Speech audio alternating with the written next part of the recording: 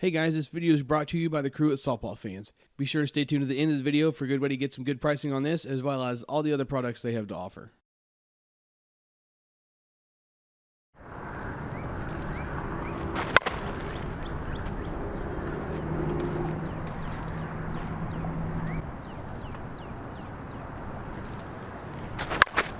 What's good, YouTube? BP Hero checking in here.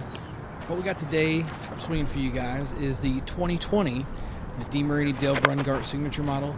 As you saw in the intro there, thanks to Softball Fans for getting this over so I could check it out for you guys.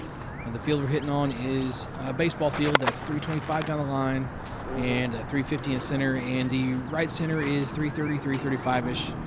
The balls we're hitting here, I started with mostly a mix of 52s and then worked into the 52s and 44 mix at about the 154 mark. This is a 27-ounce, approved for you, SSSA play, and had about 100 swings on it when I got my round started here. Per the norm with any Wilson bats like Louisville or DeMarini, there's no actual inload listed, but this one felt like a good half ounce. It was real easy to control and still hit the ball really hard, like a big inload would. So that was kind of nice to be able to drive a ball and still have some control. This is listed as having a 13-inch barrel, and it was a little bit tight from the start, but by the 75 swing mark, it was feeling pretty good. And around the 100 to 125 swing mark, it was what I'd consider almost broken in.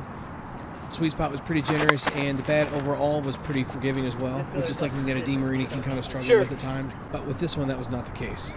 As all DeMarinis, I forgot to mention, this is a two-piece, and the handle on this one is their ZNX handle, which is alloy and gives a pretty rigid feel for a two-piece bat. For someone wondering what I would compare this to, given what I have swung from DeMarini, this felt very similar to last year's New Breed, but obviously with a little more barrel and an actual inload versus the New Breed's midload. I wish I could have had a better round with it, as driving a ball at a line came pretty easy, and I felt this had more than enough oomph to get out of this baseball field. But as you can see by our handy dinger swing counter down here in the bottom, it just wasn't in the cards for me on this day. Definitely user error, as I felt this thing performed great. The barrel was pretty soft in terms of feedback once it loosened up, and it was very forgiving. One rant I did have is this barrel didn't sound very good with any ball we really threw at it, unless it was, something that was a hard ball that was hit on the screws. So there were some that I didn't think I got very well based on the sound, but they still came off pretty well. I will say that this one blew me away as far as compression testing goes.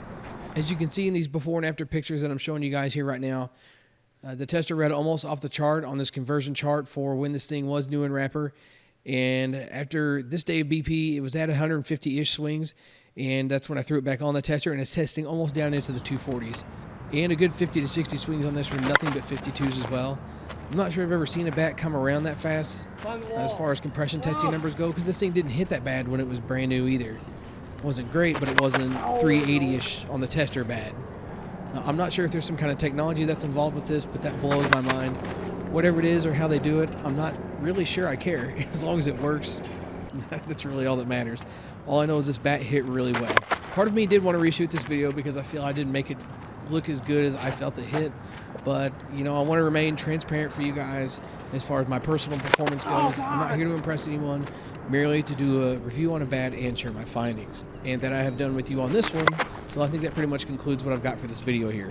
If you guys have any questions, you can feel free to comment wherever I've got this posted. I'll be sure and get back to you. And I'll catch you guys in the next video. For great prices on this bat and many more, you can call Softball Fans at 1-800-672-0822, or if you're not a member of the forums yet, you can head over to www.softballfans.com, click on the Community tab, and then click Forums, and then go ahead and register. Once you get all signed up, then go up to the search box and type in the name Me Loco Man, as I've shown it spelled below the search box here. On the next page, down below your search function, you will see his profile. Go ahead and click on that, and then click Start a Conversation, and he will be able to get you some of the best prices on all of your slow pitch softball needs. Thanks, everyone. For great prices on this bat and many more, you can call Softball Fans at 1-800-672-0822, or if you're not a member of the forums yet, you can head over to www.softballfans.com, click on the Community